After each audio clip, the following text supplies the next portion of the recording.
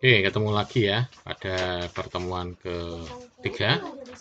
Di sini pertemuan kelas online dan pada video kali ini ya, nanti kita akan membahas tentang prosedur ya, keamanan lab dan penggunaan alatnya. Jadi sebelum besok itu di pertemuan keempat ya. Pertemuan keempat nanti kita bahas tentang praktikum ya, istilahnya merakit komputer. Oke, jadi di pertemuan ini ya, di video kali ini ya, di video ketiga ini ya, di sini nanti akan bahas tentang prosedur lab dan penggunaan alatnya.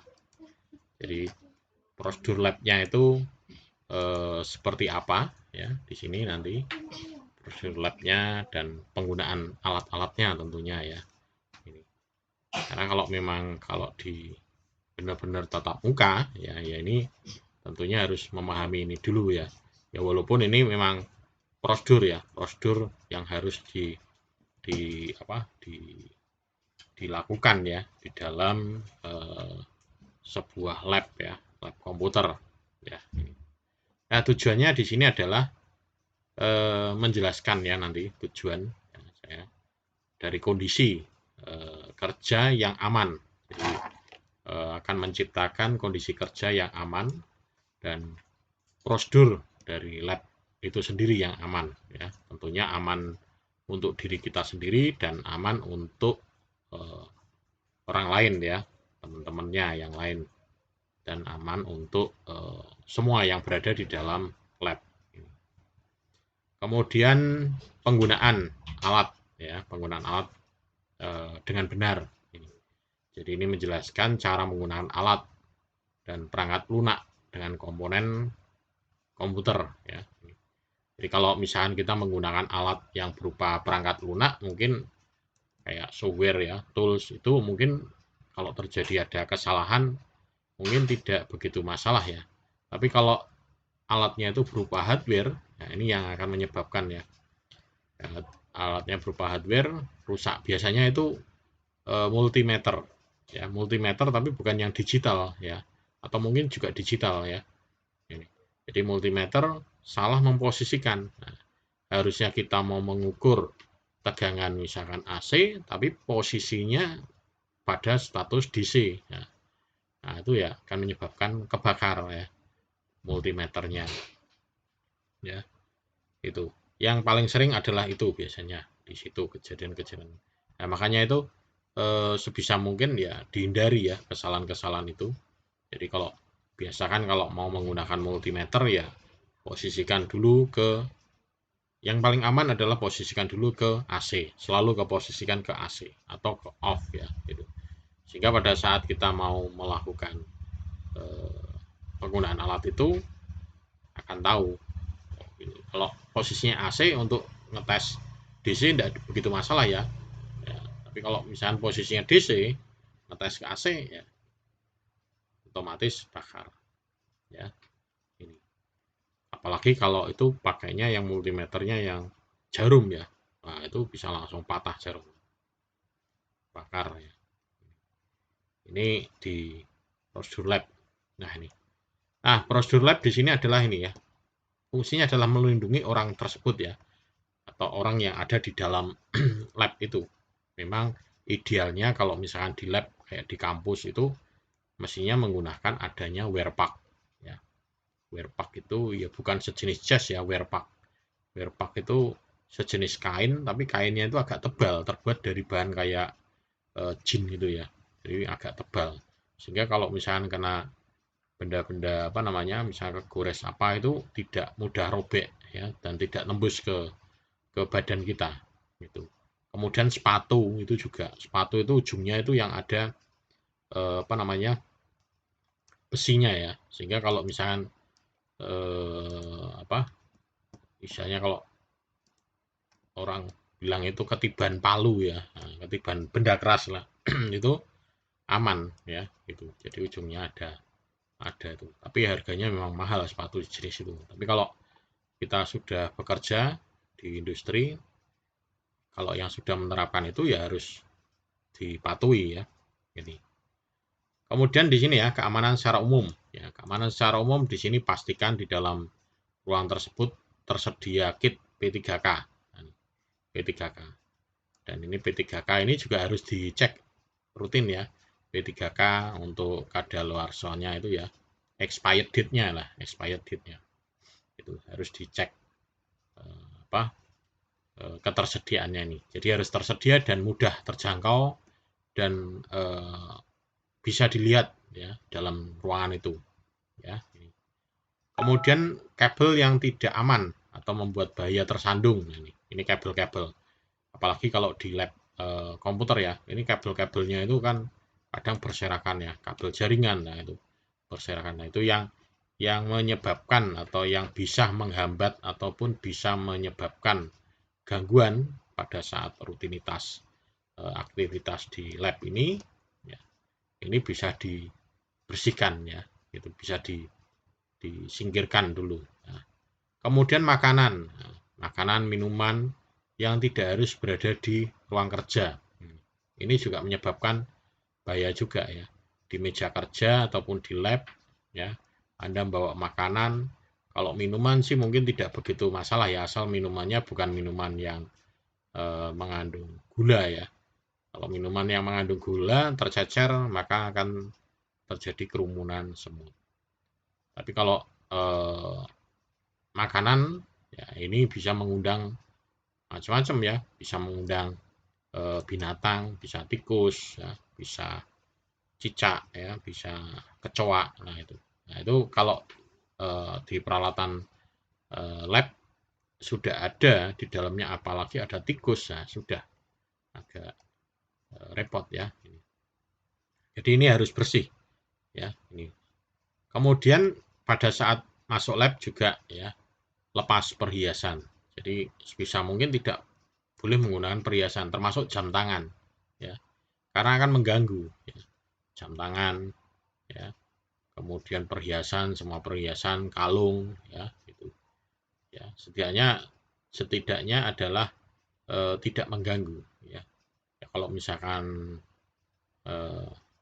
cincin ya mungkin kan agak mengganggu juga ya, jam tangan itu juga mengganggu juga ya. Nah, ini ya, jadi sebisa mungkin lepaskan ini perhiasannya, bukannya nanti kalau misalnya takutnya hilang enggak, tapi akan mengganggu ya, mengganggu dengan ini aktivitasnya ya, baru mau masang kan, apalagi kalau komputer itu kan letaknya kan kecil ya, kalau tangan kita masuk pakai jam tangan kita akan mengganggu ya. Jadi kemudian yang penting lagi adalah suhu ruangan. Nah, suhu ruangan itu harus dingin ya. Kalau misalkan suhu ruangannya itu panas, dia akan menyebabkan keringat ya. Nah, itu bahaya juga. Keringat pas ngerakit, keringatnya netes di mainboardnya, malah akan menimbulkan korosi ya. Nah, itu tangannya basah megang-megang mainboard, bongkar, ngelapi dahi, ngelapi keringatnya ini ya, tangannya basah, udah pegang mainboard, pegang apa yang lain, nah itu bisa menyebabkan kerusakan. Ya memang kerusakannya bukan saat ini, tapi itu nanti akan menyebabkan kerusakan untuk jangka panjangnya. Karena berarti di alat tersebut sudah terkontaminasi keringat ya, dimana keringat itu kan asam ya, gitu. Sehingga bisa menyebabkan korosi. Ya. Kemudian prosedur keamanan untuk ini keamanan. Yang kedua adalah ini listrik. Nah ini listrik. Jadi sebetulnya di dalam komputer kita itu sebetulnya sudah ada istilahnya rambu-rambu. Nah, rambu-rambunya itu sudah ada. Jadi di dalam monitor, di sini tabung monitor ini sudah ada simbolnya ini ya, tegangan tinggi ya. Kemudian di dalam power supply ini juga dia ada simbolnya tegangan tinggi ya. Jadi sudah ada rambu-rambunya. Tapi rambu-rambu ini hanya untuk yang tegangan tinggi. Biasanya ini monitor, tabung ya. Kemudian power supply Kemudian printer itu ada, terutama printer untuk yang laser ya. Nah, laser untuk tonernya itu, untuk pendingin pemanasnya itu ada. Dia tegangannya juga tinggi ya, ada tegangannya tinggi. Nah, jadi di sini adalah ini beberapa keamanannya. Pertama ini catu daya. Ini akan berbahaya saat dibongkar. Ya, jadi pada saat kita bongkar ini juga harus butuh teknik khusus ya. Tidak sembarangan. Biasanya kita harus menggunakan namanya adalah elektro ESD ya, electrostatic discharge. Nah, jadi kayak istilahnya gelang anti statik. Ya, jadi gelangnya dipakai, kemudian itu nanti gelangnya itu ada kabelnya, kemudian dipasang di grounding ya, dipasang di grounding di dalam ruangan itu. Ya, sehingga untuk kalau misalkan ya namanya komputer itu tidak mungkin tidak nyetrum ya, kadang itu ada alur statisnya. Jadi kadang kalau misalkan kita pegang casing itu kadang nyetrum. Nah, makanya kadang kalau di lab itu ya, saya pernah masuk di beberapa lab, misalnya di sekolahan atau di mana gitu ya, itu malah dipasangi karpet dan diminta untuk tidak, ya kalau dipasangi karpet mungkin masih normal ya, itu tidak ada karpetnya tapi alas kaki suruh lepas. Nah itu bahaya malah. Nah, mestinya alas kaki tetap dipakai, atau kalau misalkan di labnya pasang karpet ya karpetnya itu baru tidak apa-apa. Atau mejanya bukan terbuat dari besi, tapi mejanya terbuat dari kayu. Nah, sehingga bukan lagi sebagai media penghantar. Ya, jadi mejanya, kursinya mungkin terbuatnya dari kayu, ya meja, bukan dari besi. Ya, kalau dari besi ada arus yang bocor sedikit akan membahayakan juga. Gitu. Ya. Ini ya. Ini tadi juga ada ya printer. Ya, perhatikan area printer juga ya. Ini yang menggunakan tegangan tinggi. Kemudian periksa output ya, tegangan dari adaptor ya dan pengisi daya AC sebelum menghubungkan ke perangkat. Jadi perhatikan juga AC-nya, dayanya di sini. Jadi inputnya itu berapa? Karena di sini ada switch-nya biasanya 110 220 ya. Ya. Walaupun sekarang sudah tidak ada ya 110 220, tapi kebanyakan di peralatan ini masih menyediakan ini switch-nya 110 220 ya. Kemudian tegangan inputnya berapa, nanti outputnya bisa juga di berapa ya. Jangan sampai salah, karena power supply di sini ada juga 110 220. Tidak tahu maksudnya apa ini 110 220 itu ya, asal dimainkan ceklek-ceklek, nyalakan tanpa sengaja terubah ke posisi 110 ya. Kemudian dinyalakan, sudah keluar jinnya ya, keluar asapnya ya, bakar ya. Ini. Jadi power supply ini. Tapi kalau posisinya 220 di sini, setting 220 kemudian dipasang ke 110, tidak ada respon karena dari apa istilahnya bedanya beda ke tinggi ya. Tapi kalau tegangannya 220 di setting di sini 110 ya sudah bakar ya. Nih. Kemudian nah ini prosedur ya. Keselamatan kebakaran ini. Memungkinkan juga ya. Kita itu juga harus bisa menguasai ya. Jadi ada istilahnya APAR itu ya. APAR itu alat pemadam kebakaran itu. Ada penunjuknya biasanya. Kalau di gedung-gedung atau di mana itu ada APAR. Tulisannya APAR. APAR atau ada tanda panahnya, APAR, tanda panahnya APAR. Ya. Itu artinya adalah di situ letaknya nanti arahnya kalau kita terjadi misalnya kebakaran mencari alat pemadamnya. Nah, penggunaannya ini juga perlu di dikuasai ya, cara menggunakannya alat pemadam kebakarannya, kemudian cara menyemprotkannya. Nah itu. Jadi cara menyemprotkannya juga ada tekniknya ini ya. Ini. Jadi dilepas, kemudian di sini ada pinnya ya, ada pin kayak pelindung penguncinya, itu harus dilepas dulu. Tapi yang perlu lagi adalah ini perlu dilakukan cek secara berkala karena di sini ada masa expirednya. Jadi biasanya 2 tahun atau 1 tahun atau 2 tahun, saya lupa ya. Jadi kalau sudah expired itu maka isinya harus dibuang dan diganti ya. Harus dibuang, disemprotkan, kemudian diganti isinya. Jadi itu istilahnya ini kalau tidak dipakai ya sudah ini dibuang isinya karena setelah expired itu dia tidak akan mampu memadamkan api secara maksimal. Ya, ini kemudian pemakaiannya juga perlu perhatikan juga. Jadi kita pada saat menyemprotkan jangan berlawanan dengan arah angin. Jadi kita harus searah dengan arah angin. Jadi kita menghadapnya adalah menghadap searah dengan arah angin.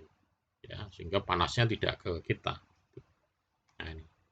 Jadi mematikan daya, misalnya kebakaran, mematikan dayanya bagaimana, cabut peralatan sebelum melakukan servis. Nah, ini.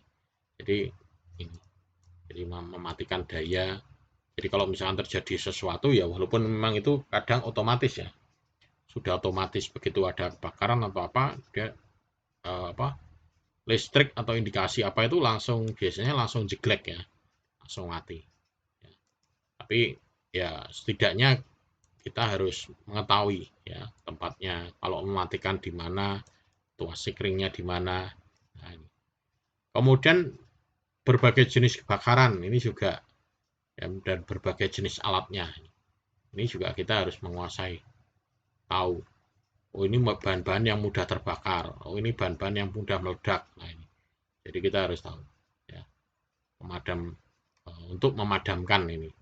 Ya, pastikan untuk menggunakan dengan benar. Ya. Kemudian waspada terhadap bau yang keluar dari komputer dan perangkat elektroniknya. Jadi semuanya itu kalau seorang masuk di lab itu semuanya indranya itu bekerja. Indra penglihatan, indra pendengaran, indra penciuman, ya, indra rasa, ini tangan. Jadi kalau misalkan tangan kita ini kan mampu menahan panas ya. Selama tangan kita itu tidak mampu menahan panas ya, ini telapak tangan ini kita tidak mampu menahan panas, berarti panasnya sudah di atas 50 derajat Celcius. Mungkin bisa 70. 50 pun masih tangan kita masih mampu menahan ya. Ya walaupun kalau ditempel terus mungkin baru terasa, tapi kan setidaknya ditempel gini dok mungkin masih bisa nahan. 60 atau 70 derajat Celcius masih mampu nahan ini. Tapi kalau tangan kita itu sudah kepanasan, nempel gini aja udah kepanasan, berarti itu panasnya sudah melebihi ambang batas. Itu sudah tidak normal ya. Kemudian penglihatan mungkin kalau ada asap-asap atau apa itu ya. Pendengaran mungkin suaranya aneh. Oh, ini komputer kok biasanya suaranya halus, ini kok ada suara cetek apa. Nah, itu semuanya harus main semua. Kemudian penciuman ya, biasanya baunya harum tapi ada kayak bau-bau kabel gosong. Nah, gitu. Nah, ini berarti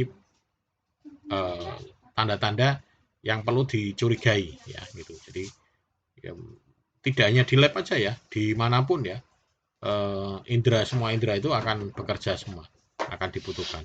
Ya, ini. Jadi ini waspada terhadap bau-bau yang keluar dari komputer. Ya. Kemudian ada juga ESD dan EMI. Nah ini ya ESD. ESD ini dapat menyebabkan istilahnya dia bisa juga menyebabkan kebakaran juga ya, menyebabkan kerusakan elektrostatis discharge ya ini. Jadi dapat menyebabkan kerusakan pada peralatan komputer jika tidak digunakan dengan benar. ESD ya ini. Dan di sini misalkan contohnya ESD ini contohnya. Jika misalkan Anda berjalan di lantai ya, lantai yang berkarpet, nah, ini ESD ya. Jadi di sini bisa menyebabkan kerusakan ya, misalkan petir ya, itu ya, ada petir, kemudian ada ESD itu biasanya contohnya ini ya petir itu ya, petir, kemudian misalkan tabung monitor. Kalau tabung monitor apa itu? Tabung monitor itu maksudnya ESD ya. Jadi kayak tangan kita didekatkan dengan layar monitor itu, ini kayak gerak itu ya. Nah, jadi itu ya di beberapa poin yang ini. Jadi ESD, kemudian apa? Ya, ESD. Jadi istilahnya apa ya? Electrostatic discharge ya.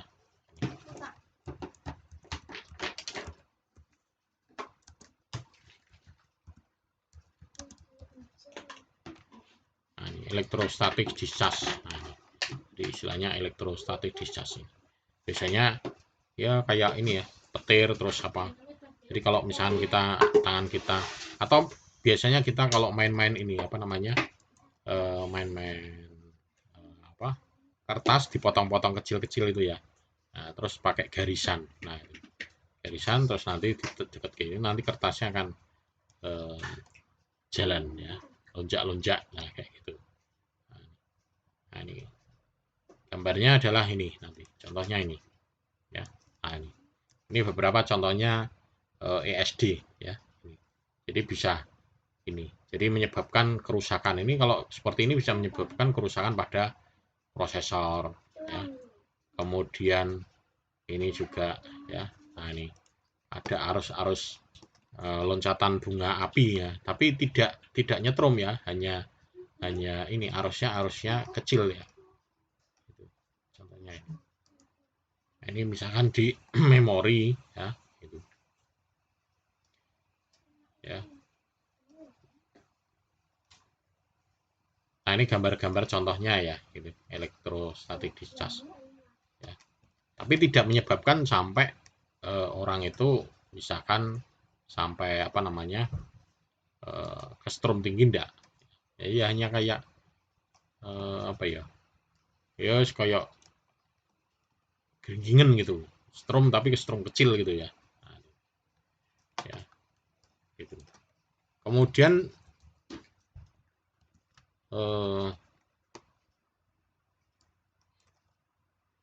yang selanjutnya adalah ini EMI distorsi sinyal. Ini EMI ini akan apa namanya, mendistorsi sinyal ya. Ini.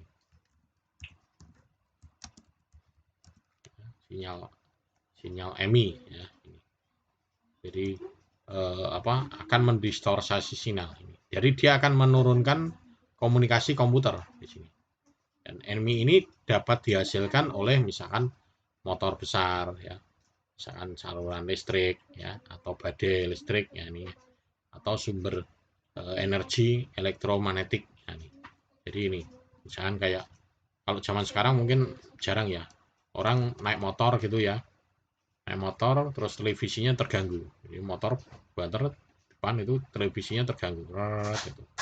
Atau mungkin di radio ya, radio itu kalau misalkan nyala ya, kemudian handphone kita didekatkan, ada SMS atau zaman dulu ya, SMS atau mungkin mau ada telepon masuk, itu radionya kan bunyi dulu. Nah, gitu.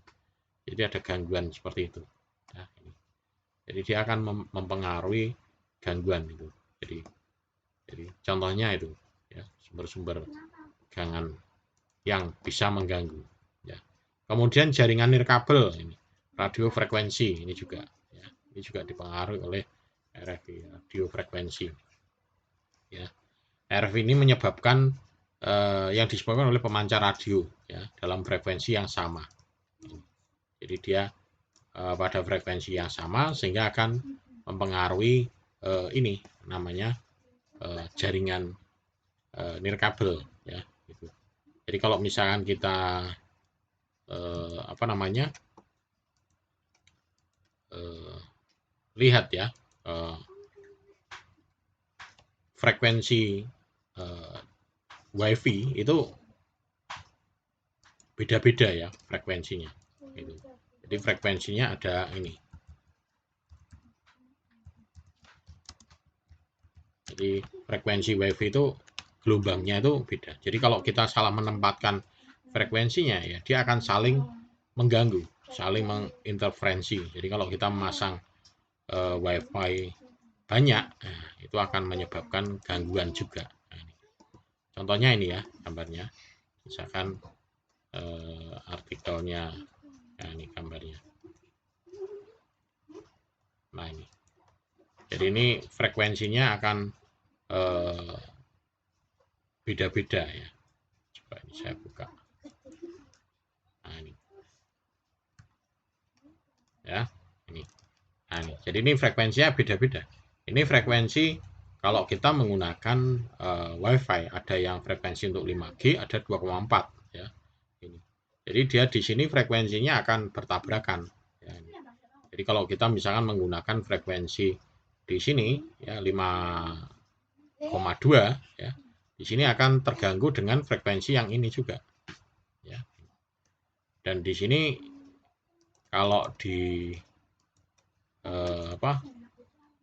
yang ini bisa juga ini, nah, ini channelnya lah ini. Kalau kita nyeting di wireless itu channelnya, ini ada channel 1 sampai dengan channel 14. Nah, ini.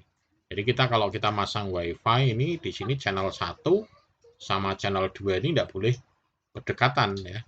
Karena di sini frekuensinya akan ada tabrakan di sini ya frekuensinya. Ya, frekuensi 2,4 di sini akan tabrakan di sini.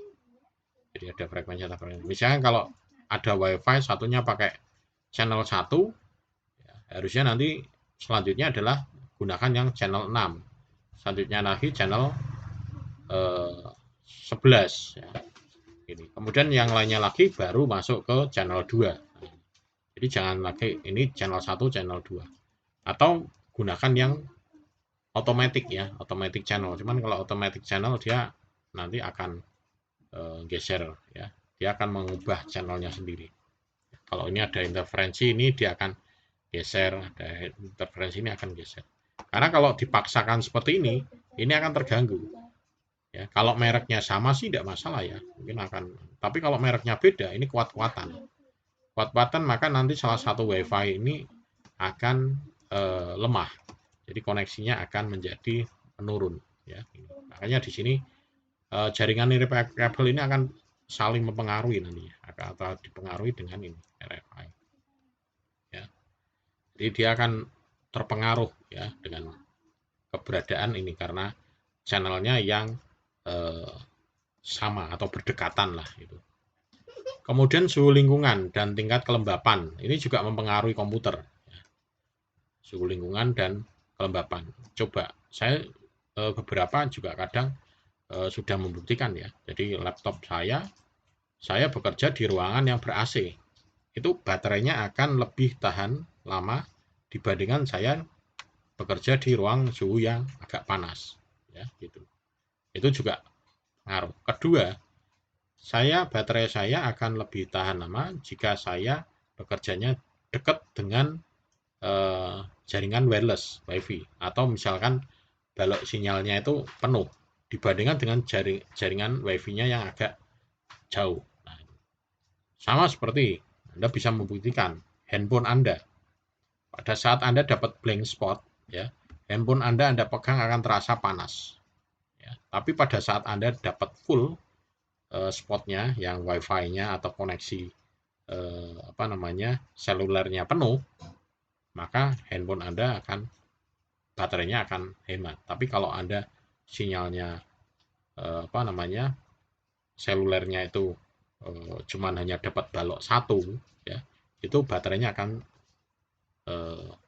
cepat habis dan HP Anda itu akan terasa panas. Jadi jangan heran kalau misalkan Anda pergi jauh, misalkan jauh dari sinyal seluler ya, HP Anda terasa panas. Nah, itu berarti mengindikasikan bahwa sinyal di situ akan lemah, ada lemah ya. Jadi kalau seperti itu mending dimatikan aja karena akan menghabiskan baterainya, akan lebih boros. Matikan aja enggak apa-apa gitu ya misalkan. Karena misalkan nanti begitu jaringan penuh ya baru dinyalakan ya. Kemudian jenis-jenis fluktuasi. Nah, ini juga jenis-jenis fluktuasi daya. Ini ya. Ini fluktuasi daya ini dapat mempengaruhi pengoperasian komponen komputer. Ya. Fluktuasi daya ini ya apa namanya, lonjakan listrik lah itu ya. Jadi sebisa mungkin ini dipasang namanya adalah UPS ya, ini UPS. Jadi memiliki apa ya, fungsi ya di sini. Fungsinya adalah ini. Jadi perangkat hardware komputer yang berfungsi untuk memberikan suplai listrik ya ketika tegangan utama ya, atau istilahnya ya sini tegangan utama itu ya PLN itu ya, ini tidak berfungsi atau terjadi pemadaman listrik secara tiba-tiba ya gitu. Jadi dia akan membackup ya gitu. Jadi dalam komponen UPS itu terdapat baterai ya, yang menjadi sumbernya ya, sumber utamanya. Jadi ketika listrik mengalir ke UPS ini secara otomatis baterai ini akan terisi ya. Gitu. Tapi pada saat dia apa namanya, posisinya listrik padam, maka komputer itu atau baterai itu akan mensuplai untuk powernya ya. Gitu. Tapi ada lagi satunya ya, satunya UPS, yang satunya adalah SPS ya. Kalau tadi UPS itu apa namanya, uninterruptible power supply ya. Jadi dia fungsinya adalah untuk membackup ya. Tapi kalau yang satunya lagi adalah SPS. Jadi ada dua ya. Jadi SPS, UPS sama SPS ini. Ya, ini. Jadi kalau yang SPS ini membantu melindungi dari potensi masalah daya listrik yang menyediakan baterai cadangan untuk pemasok daya ketika tegangan itu turun di bawah level normal. Jadi dia itu fungsinya adalah untuk membackup ya, pada saat ada fluktuasi. Biasanya itu kalau di daerah-daerah perkotaan jarang, mungkin daerah-daerah pinggiran mungkin sering. Saya bahkan pernah dengar di daerah pinggiran itu ada, itu biasanya terjadi hanya pada jam-jam tertentu saja, jam sore biasanya, jam-jam sore, jam-jam 5, jam 6 sampai jam 7 lah itu karena beberapa industri ataupun mungkin rumah tangga itu pada menyalakan peralatan-peralatan elektronik atau lampu ya itu, sehingga di situ akan terjadi fluktuasi sehingga menyebabkan itu ya. Dan SPS ini dia membantu itu, jadi dia sifatnya adalah baterai siaga selama operasi normal. Nah, ini. Jadi ketika tegangan berkurang, ini baterainya yang akan menyediakan daya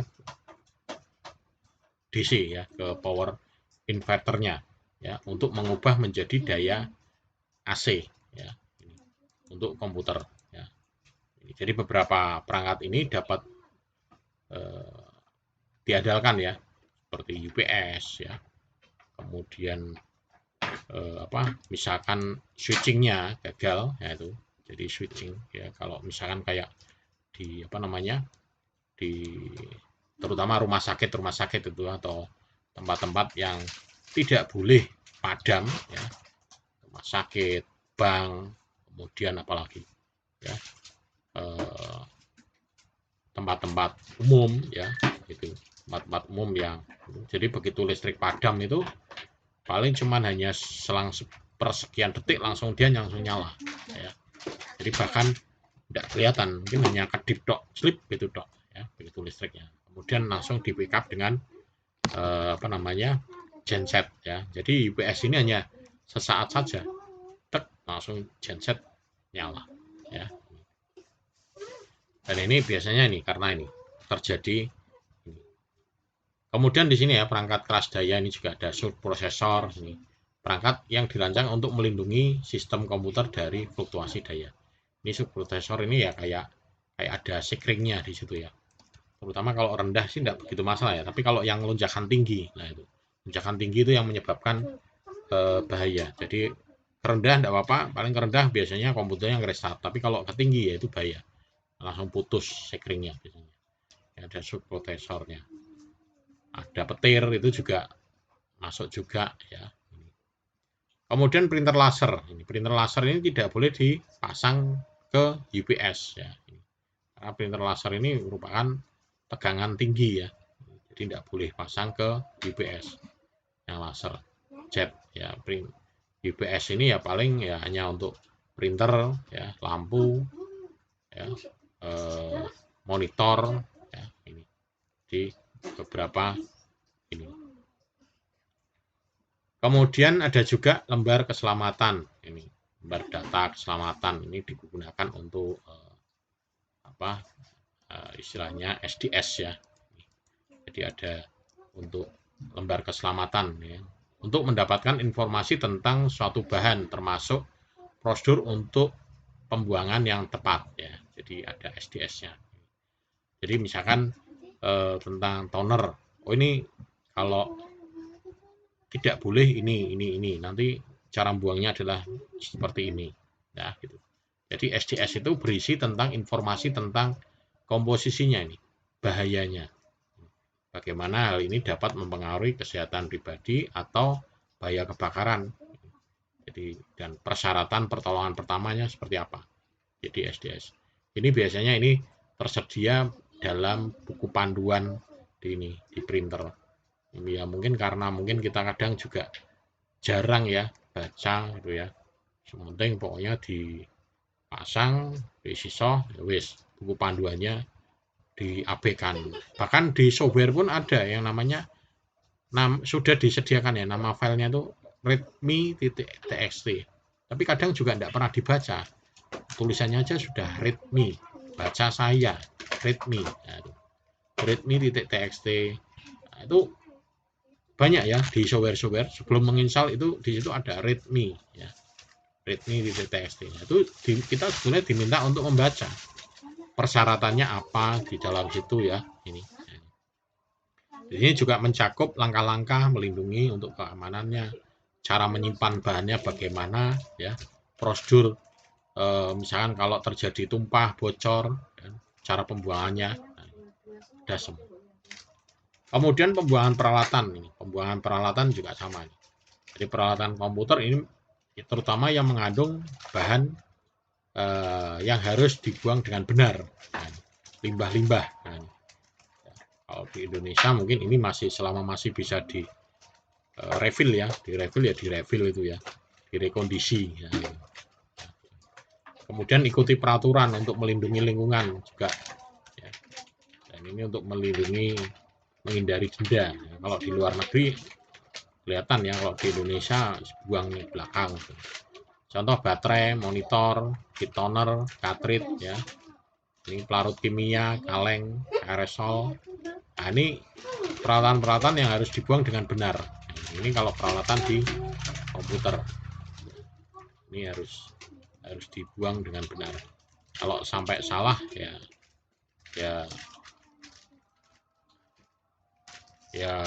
bisa menyebabkan yang bahaya. Tapi kalau di Indonesia enggak ya. Malah ada baterai, monitor rusak, monitore ya. Kayak dulu pernah ada temuan ya monitor tabung ya. Itu yang rusak-rusak dijadikan televisi ya. Kemudian dijual, kemudian dilaporkan dan si pembuatnya itu dianggap malah melanggar hak cipta ya gitu. Jadi karena dia tidak punya hakinya ya, kemudian dipanggil diproses secara hukum ya. Sebenarnya karena itu ketidaktahuannya saja. Jadi orang itu sebenarnya membeli limbah monitor komputer kemudian diubah menjadi televisi ya, gitu.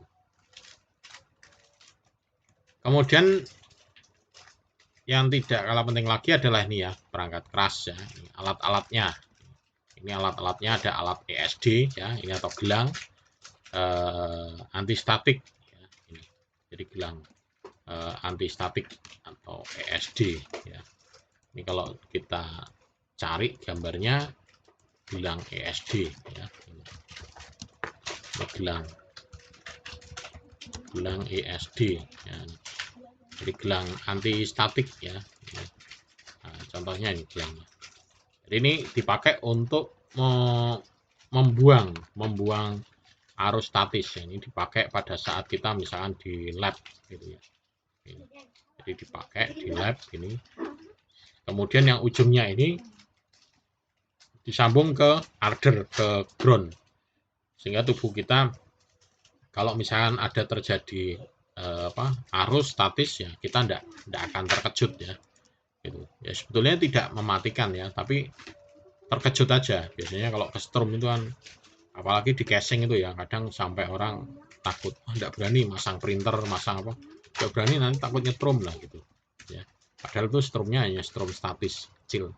Tapi kalau tubuh kita sudah kestrum sekali jeret gitu ya sudah, di situ arus statisnya hilang, kita megang lagi sudah tidak nyetrum ya, karena sudah buang.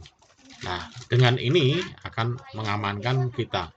Jadi kita sebagai mediator untuk menyalurkan itu dibuang ke groundingnya ya. Ini. Kemudian ada juga ini toolkitnya ya, istilahnya toolkit yang ada yang bisa dipakai. Ini maksudnya perkakas itu toolkit ya. Ada obeng, ada center, ada tang ya, ada apa namanya test pen, kemudian ada ini apa, atraktor ya, atraktor ini untuk nyedot ini apa namanya, tenol.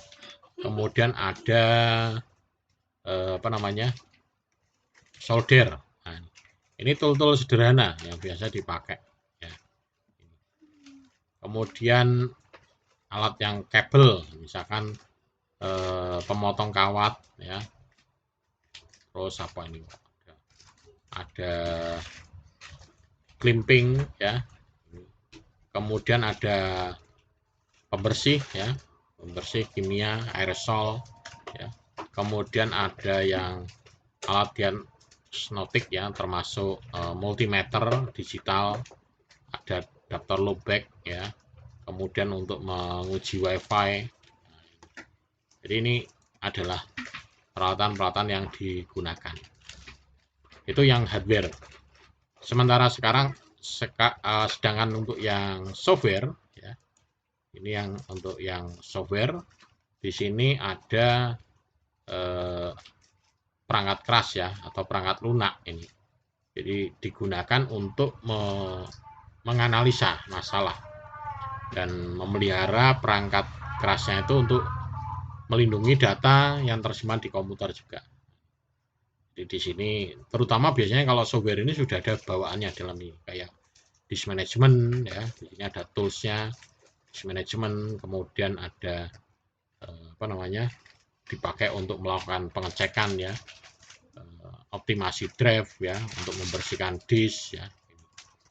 Kemudian ada perangkat lunak yang lainnya juga ya, yang termasuk ini dalam sistem operasi ya. Kemudian update antivirusnya, ini perlindungan perangkat data termasuk antivirus, anti spyware, firewall ya. Nah, ini bisa di-update ataupun di-download ya secara online ya gitu.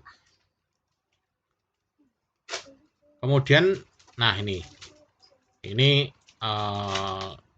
sepertinya kadang juga apa namanya, sepele ya, tapi kadang ini juga ini menyebabkan gangguan juga ya. Jadi kadang ini jadi teknis ini kan kadang memperbaiki komputer, kemudian mungkin juga bongkar, pasang. Nah, ini. Jadi di sini perlu ya alat referensi pribadi ya, tentunya ini. Jadi panduan untuk menyelesaikan masalah, istilahnya apa ya, buku pintar ya. Ini buku pintar ya. Buku manual dari pabrik. Kalau ini mungkin bisa cari, kalau sekarang sudah cari di internet ya, kemudian panduan referensi ya, kemudian jurnal-jurnal perbaikan ya, kumpulan-kumpulan. Jadi kalau sekarang mungkin mengandalkannya Mbah Google ya, cari, buka Google, nah, ketemu. Bahkan kadang sekarang sudah tidak lagi bantuan teknisi, error sekarang cari Google dulu, tidak bisa ketemu baru teman ya gitu. Tapi sekarang itu pakai Google sudah cukup membantu ya, cukup membantu. Bahkan sekarang itu tingkat apa ya, perbaikan repair secara khusus ya, kalau misalkan datang itu sudah minimal karena itu sudah ada Google. Google cari di situ sudah ada videonya, ya, tutorialnya. Kita bisa memperbaiki sendiri, ya, bisa melakukan analisa sendiri. Oh, ini kerusakannya ini, dan kita bisa lakukan perbaikan sendiri. Kemudian riwayat perbaikan ini juga bisa kita simpan, ya, bahkan bisa jadi jurnal ya di internet, jadi referensi di YouTube. Nah, ini ya. Jadi ini sangat berguna karena teknisi melakukan pemecahan masalah ini tanpa masalah dan perbaikan. Dan masalah itu ada kemungkinan akan muncul lagi ya di tempat yang lain ya. Ini dengan kasus yang sama, tempat yang beda. Nah, ini internet ya dapat menjadi alat atau referensi yang hebat untuk menyediakan akses ke forum khusus. Nah, jadi menggunakan mesin pencari ya, FAQ pabrik ya, dan banyak lagi. Ya, terutama ini. Yang penting pokoknya ada koneksi internet, ini seorang teknisi udah aman.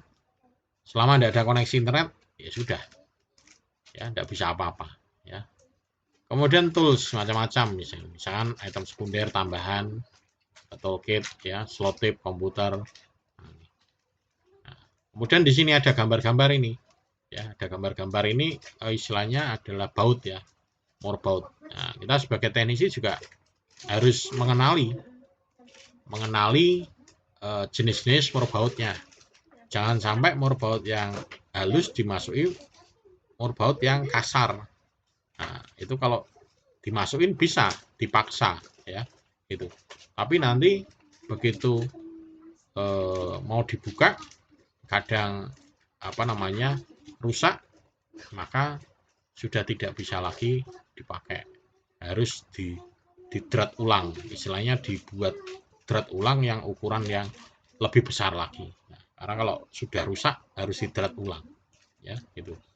Nah, ini harus diperhatikan karena ada jenis baut yang kasar, ada yang jenis baut yang halus, ada yang panjang ya, ada yang pendek, ada yang besar, ada yang kecil. Nah, ini ukurannya beda-beda dan fungsinya juga beda-beda. Nah, itu. Jadi sebisa mungkin kalau misalnya ya kalau nganggur gitu ya, more bautnya dipilah-pilah sesuai dengan jenisnya. Kadang seorang teknisi itu udah kotak itu masukkan kotaknya ada magnetnya biasanya ya. Jadi kalau mau ngambil itu mudah magnetnya. Jadi, tapi kan itu nyampur ya. Ya kalau misalnya bisa ya dipisah-pisah, sesuaikan dengan jenis more bautnya ya, sesuaikan dengan fungsinya ya, ini supaya tidak terjadi itu tadi kesalahan pemasangan. Jadi kalau wis paksa biasanya wis pasang sementing nempel sementing rapat, nah kadang gitu ya, ini. Nah itu, jadi itu tadi yang bisa saya sampaikan, dan ini adalah untuk ringkasannya ya. Jadi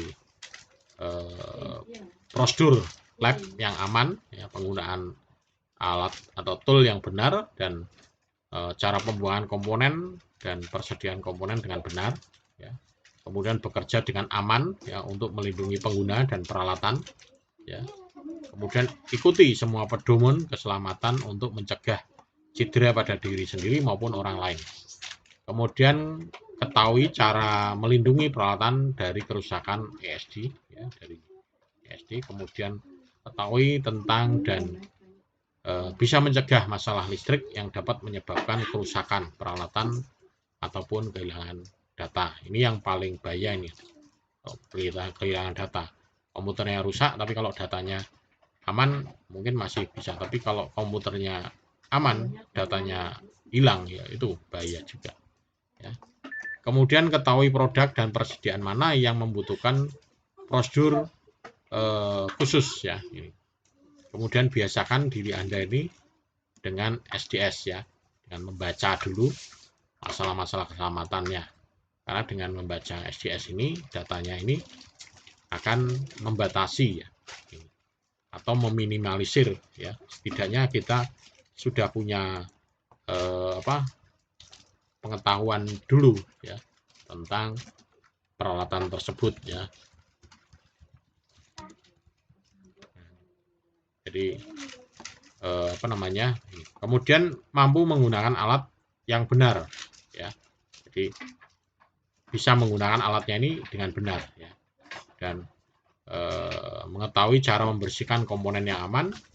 Tentunya tidak hanya membersihkan aja, tapi jenis-jenis alat dan media yang dipakai untuk membersihkan juga tahu. Kemudian gunakan tools ya, selama memperbaiki komputer, gunakan tools yang terorganisir ya, yang baik gitu. Oke, jadi untuk pertemuan ketiga ya, ini pertemuan ketiga di sini video pertemuan ketiga ya, saya cukupkan sekian. Mungkin nanti kalau ada yang mau ditanyakan ataupun ada hal-hal yang kurang jelas ya, bisa ditanyakan via komentar ya di Syakat. Nanti Anda bisa di situ tanya ya, atau mungkin bisa juga nanti tanya di komentar di Classroom ya gitu. Kalau mau memungkinkan via WA juga tidak masalah ya. WA kan kemarin di pertemuan awal saya sudah atau di Syakat itu juga ada ya informasi WA saya, sehingga Anda bisa berkomunikasi di situ. Syukur kalau Anda mau membuat grup untuk kelas ini ya boleh juga ya. Cuman kalau membuat grup kelas ini nanti kasihan juga nanti kalau misalkan ada yang aktif, karena ini kan kelas ini kan modelnya kan full online ya. Jadi Anda silakan mengakses materinya ini kapanpun. Kalau misalkan ada yang cepat, ada yang sudah habis 5 kali pertemuan, kemudian ada yang baru sampai 3 kali pertemuan, kemudian ada yang tanya ya pertemuan kelima, nanti kasihan. Mending pribadi aja, WA-nya secara pribadi boleh, atau di Syakatnya ya, di menu forum chatnya di Syakat bisa juga, atau di forumnya Classroom. Oke, mungkin itu saja yang bisa saya sampaikan. Sampai ketemu nanti di pertemuan keempat ya. Ada video pertemuan keempat ya. Dan kurang lebihnya mohon maaf kalau ada yang salah dalam hal tutur kata ataupun dalam hal penyampaiannya. Oke, terima kasih. Sampai ketemu pada video pertemuan keempat.